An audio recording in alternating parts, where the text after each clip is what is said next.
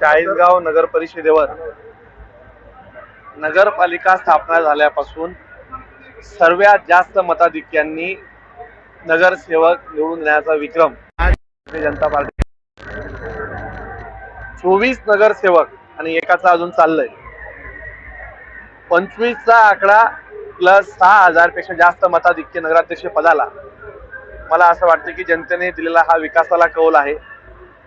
हा देवेंद्रजींच्या नेतृत्वावरचा विश्वास, गिरीश भाऊंच्या नेतृत्वावरचा विश्वास आणि चाळीसगाव मतदारसंघामध्ये मी विकास कामांच्या माध्यमातून लोकांकडे जो माझा अप्रोच राहिला आणि हा विजय मी सर्वप्रथम चाळीसगावकरांच्या चरणी नतमस्तक होऊन अर्पण करतो आणि एकच सांगेल की एक नवीन विकासाचा अध्याय त्या चाळीसगावसाठी लिहिण्याचा आमचा प्रयत्न असणार आहे. मी एवढंच सांगेल. धन्यवाद.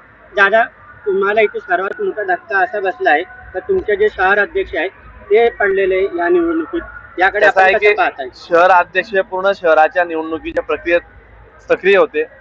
स्वतःच्या वार्डात तिथं लक्ष द्यायला शक्य नव्हतं आणि भाजपाचेच आमचे तिथले बूथ प्रमुख, आमचे प्रमुख कार्यकर्ते हे अपक्ष उभे राहिल्याने 700 मतं त्यांनी घेतलीत. तोही फटका आम्हाला बसला. खूप थोड्या मतांनी पराभव झाला.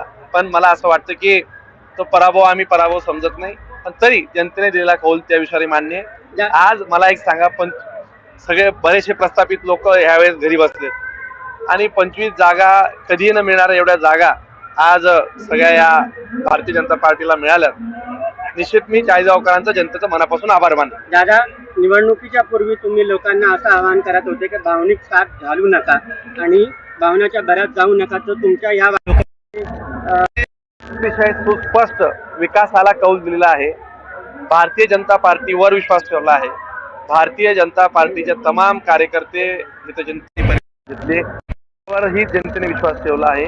सगळ्यांचा मनापासून आभार व्यक्त करतो.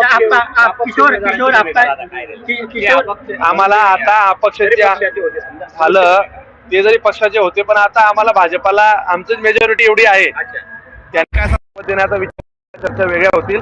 पण आज तुर्तास आम्ही भारतीय जनता पार्टी ही एकदम सिंगल हँडेड 25 जागा असल्यामुळे त्याच्यामुळे बहुमताचा हा प्रश्न निर्माण होत नाहीये आणि मला असं वाटतं की आता निवडणूक संपली आहे. पूर्ण शहराच्या दृष्टिकोनातून, विकासाच्या दृष्टिकोनातून आम्ही प्रयत्नशील राहू. दादा, आपण किशोर आप्पांना तो चॅलेंज केला होता का तुमचा एक नगरसेवक निवडून कुठे आला? तिथे आला नाहीये. किशोर आप्पा पाटील यांचे सर्व उमेदवारांचं डिपॉझिट जमा झालं, एकही त्यांचा उमेदवार निवडून आला नाही. त्यांनी खूप मोठी गर्जना केली होती की आता मंगेश चव्हाणला आम्ही आसमान